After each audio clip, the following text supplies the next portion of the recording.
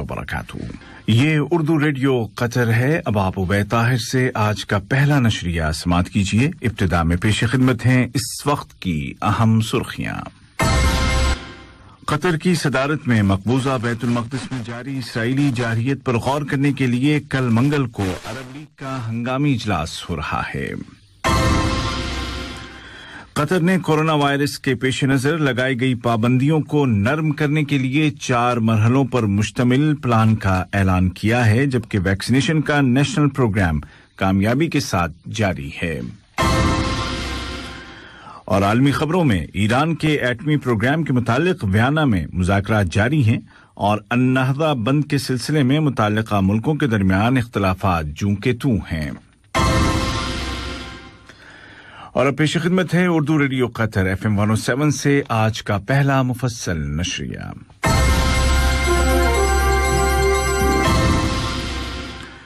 बिस्मिल्लाहिर्रहमानिर्रहीम।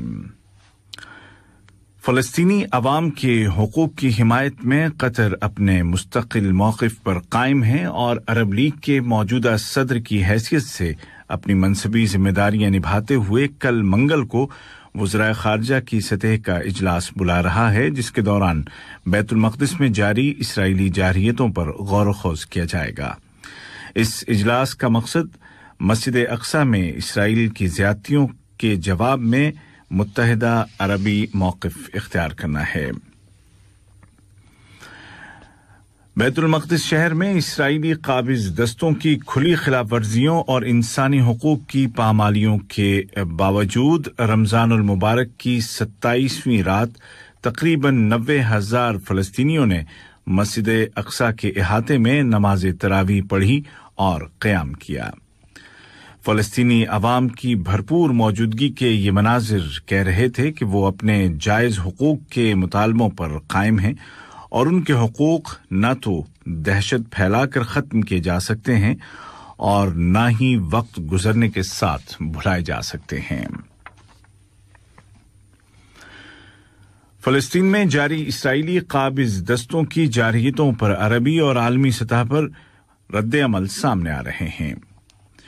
अरब इंसानी हुकूक कमेटी ने इसराइली कार्रवाइयों और मशरक़ी बैतुल मक़दिस के इलाके हय शेख जराह के मकीनों की जबरी हिजरत की मज़म्मत की है।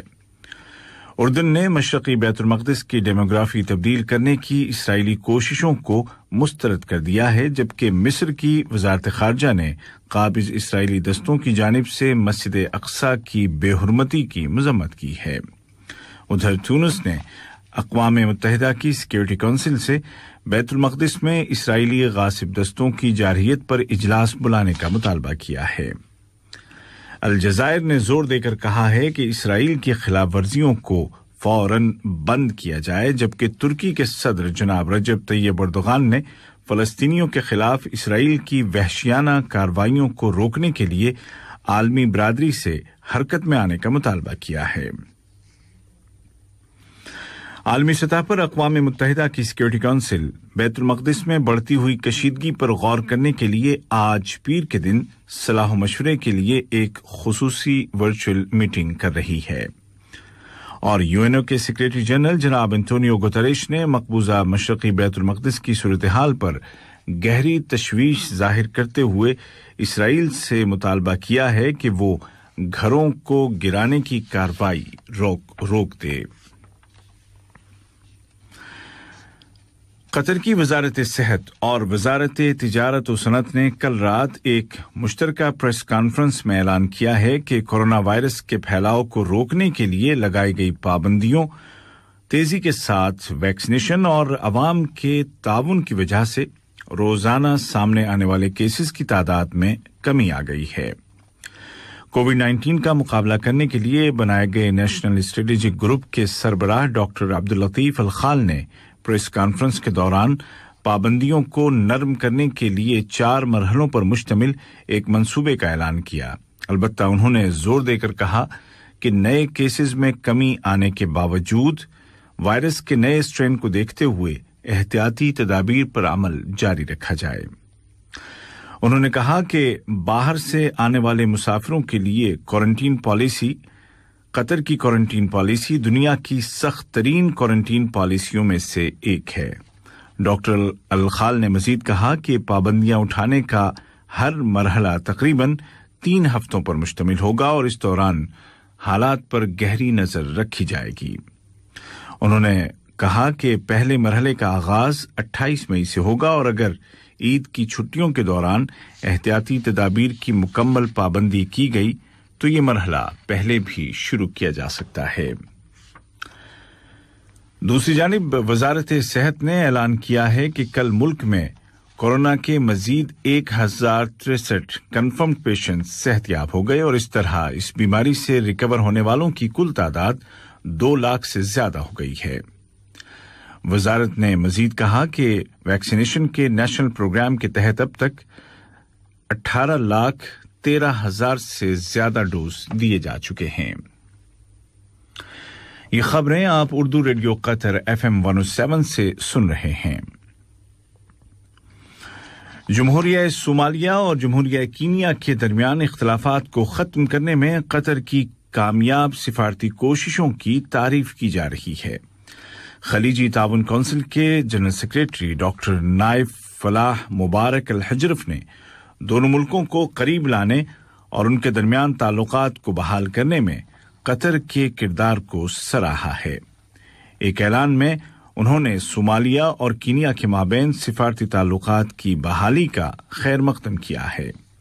بیان میں مزید کہا گیا ہے کہ اس اقدام سے دونوں ملکوں کے عوام کا فائدہ ہوگا اور امن و استحکام کو تقویت ملے گی۔ آسٹریا کے دارالحکومت ویانا میں ایران کے ایٹمی پروگرام کے متعلق کیے گئے ایٹمی معاہدے میں دوبارہ روح پھونکنے کے لیے یورپی ملکوں کی ثالثی میں ایران اور امریکہ کے درمیان مذاکرات جاری ہیں۔ اس دوران ایران کی پارلیمنٹ کے اسپیکر جناب محمد باقر قالیباف نے کہا ہے کہ امریکی حکومت کو قانون اور ایٹمی معاہدے کی پابندی کے متعلق فیصلہ کرنا ہوگا۔ دوسری جانب اس طرح کی خبریں گردش میں ہیں کہ امریکہ تہران پر لگائی گئی پابندیوں کو اٹھانے والا ہے۔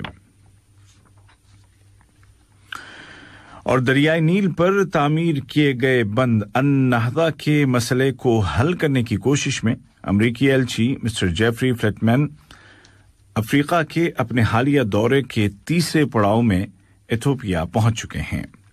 امریکی اہلکار نے اس دورے کا آغاز مصر سے کیا تھا، جہاں پر اعلی حکام کے ساتھ بات چیت کے بعد وہ سوڈان گئے تھے اور وہاں انہوں نے عبوری کونسل کے صدر عبد الفتاح البرہان کے ساتھ ملاقات کی۔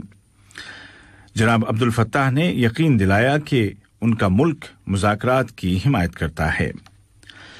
ادھر ایتھوپیا نے ایک بار پھر کہا ہے کہ اگر کسی معاہدے تک نہ پہنچا جا سکا تو وہ النہضہ بند کو بھرنے کا عمل جاری رکھے گا۔ یاد رہے کہ امریکی اہلکار ایتھوپیا کے بعد ایریٹریا کا بھی دورہ کریں گے۔ آج کا پہلا نشریہ ختم ہونے سے قبل اس وقت کی اہم سرخیاں ایک مرتبہ پھر سن لیجیے۔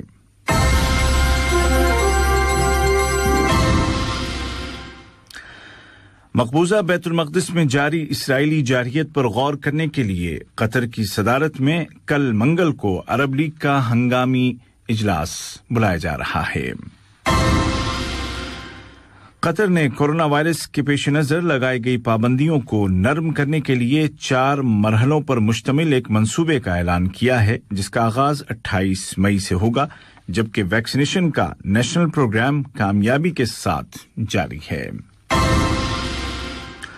اور بین الاقوامی خبروں میں ایران کے ایٹمی پروگرام کے متعلق آسٹریا کے دارالحکومت ویانا میں مذاکرات جاری ہیں اور النہضہ بند کے سلسلے میں متعلقہ ممالک کے درمیان اختلافات جوں کے توں ہیں۔ البتہ امریکی ایلچی ان 4 ملکوں کا دورہ کر رہے ہیں۔ اسی کے ساتھ اردو ریڈیو قطر FM 107 سے آج کا پہلا مفصل نشریہ اپنے اختتام کو پہنچا۔ السلام علیکم ورحمۃ اللہ۔